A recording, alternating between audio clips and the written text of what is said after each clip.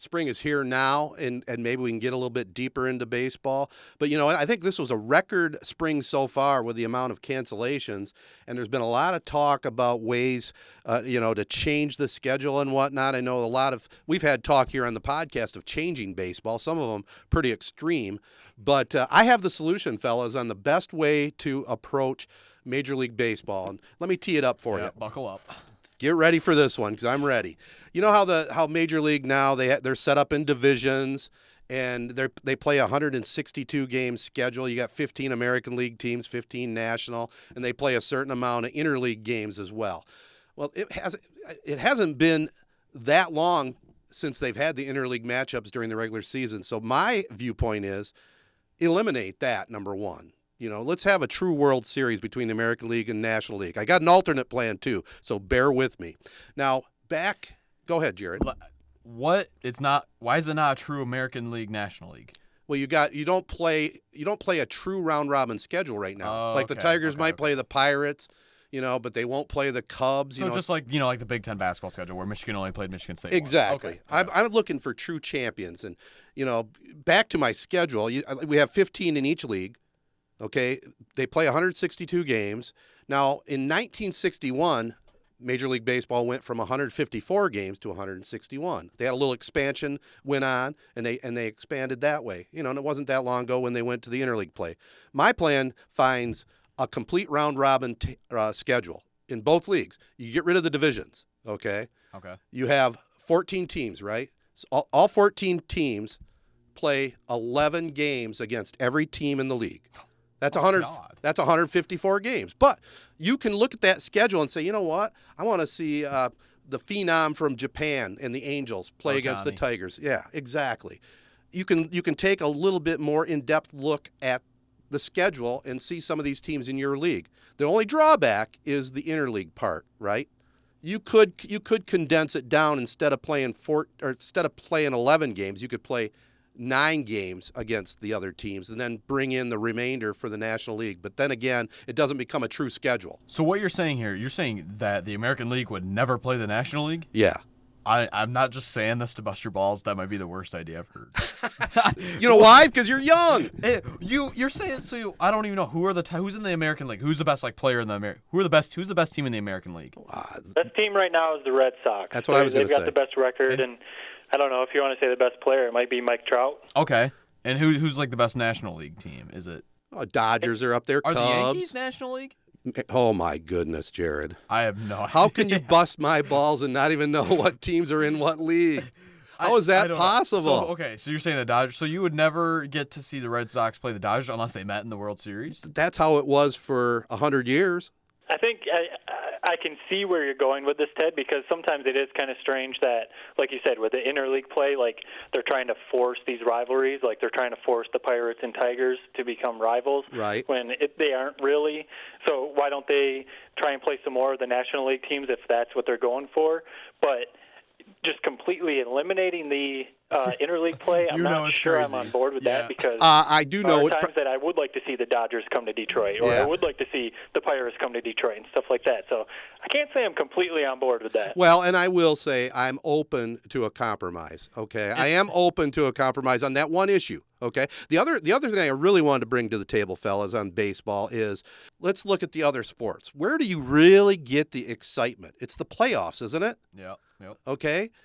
Baseball's got to even expand more on the playoffs. I think it'd be a great idea to add more teams if you have just one league, okay? You don't have divisions anymore, but you add wild card games. And at the end of the season, you maybe expand the wild cards to either add 2 more teams or 4 more teams. They play a 1-game playoff to get into the divisional series like they've got now. You got basically 4 or 5 game 7s that you get to watch before the real playoffs begin. Now, how exciting would that be in baseball? I love how the MLB has a wild card. That is one thing that baseball is doing right. Right. I like the wild card because it does keep a couple more teams alive because sometimes, if by August or September, if you're kind of out of the divisional race to win the title, you kind of check out. But if you can still get into that wild card game, it keeps you engaged. But the only thing I don't like about the wild card is sometimes there's a situation where there's two teams that get into it, and one of them might be, a good 5-7 games ahead of that second team. And then the team that is below the other one comes up with, plays that one-game playoff, plays really well, gets into the playoffs.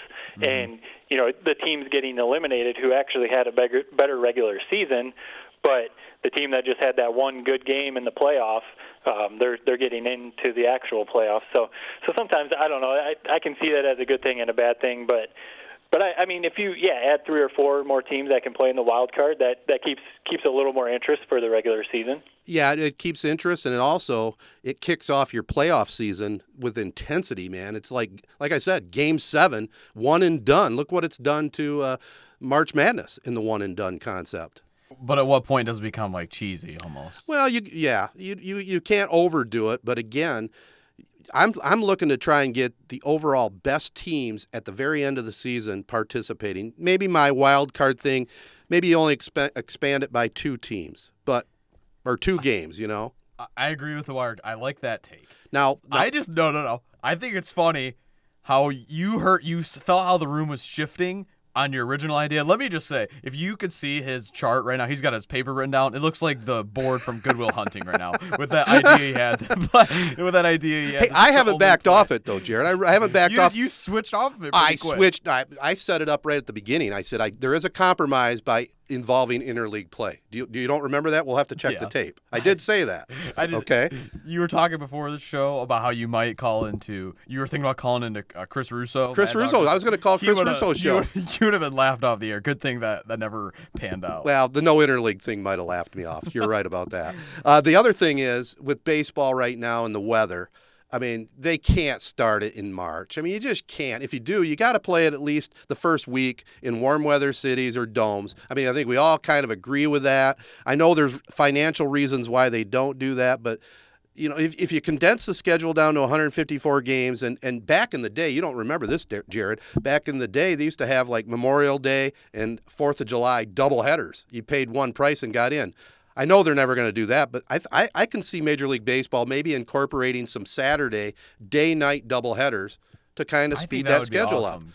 Now, how do doubleheaders normally work? Is it you go to 1 in the morning and then you leave for a few hours, go get something to eat, then you come back for the night game? If you want to. Back-to-back?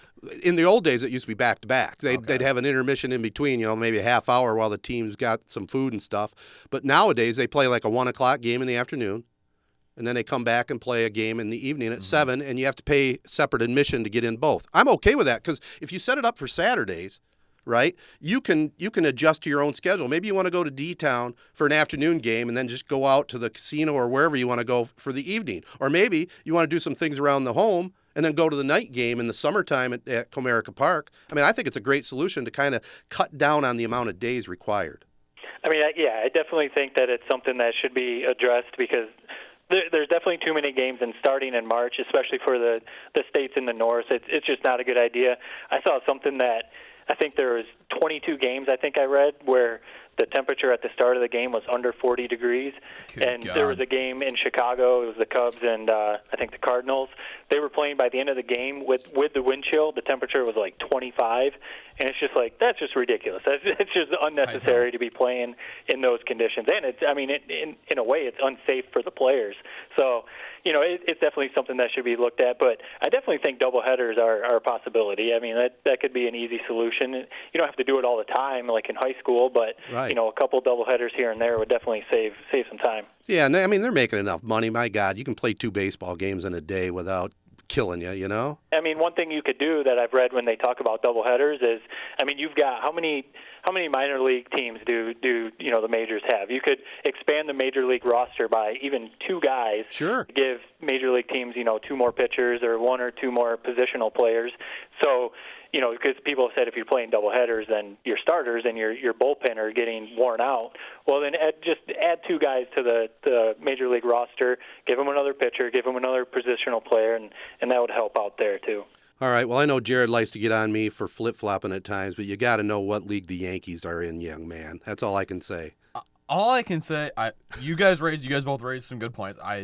A doubleheader, that would be awesome. I would love to go to a Tigers game where it's a doubleheader, where give me a few hours in between, go get something to eat or whatever, have the night. Either way, it'd be awesome. Yeah, I think that would be a big thing is making it. I mean, I would assume they would probably raise the price a little bit, but make it so you only have to buy one ticket. Kind of like with March Madness with the NCAA tournament. Yeah. When you buy a ticket to a Friday or whatever, you get that whole session. You know, you buy one ticket, you get to see all the games. They should definitely do that. That's a great alternative. I like that. Yeah, I don't know if you guys saw. I read something about Comerica Park that I didn't ever hear about.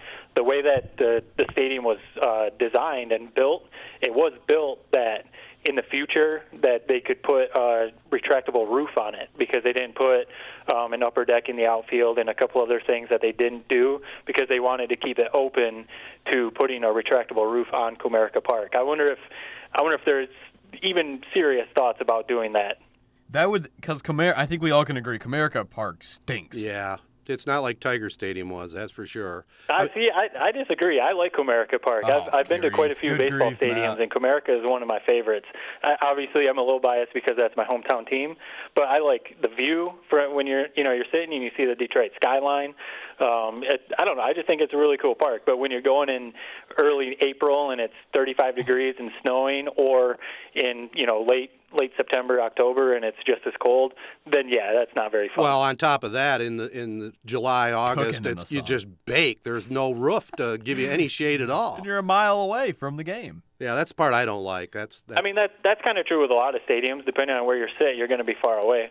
And in fact, some of the older stadiums, the way they were constructed, the line of sight is really just as bad as Comerica. I remember I went to Fenway Park a bunch of times, and that was my biggest complaint. Like the whole, Fenway Park is amazing because it's one of the most classic baseball stadiums out there or whatever. But depending on where you're sitting, some of the seats are actually terrible for watching the game. So for that, Comerica I think actually does pretty well. Well, we're stuck with it. We know that, and that's the first I heard about the possibility of adding a roof. So that'd be kind of interesting to look into that further. Yeah, I mean, the cost of it, I feel like it's probably something that I don't know if it'd be a city of Detroit thing or like just the Tigers thing, but I feel like that would probably be a big hurdle to get over.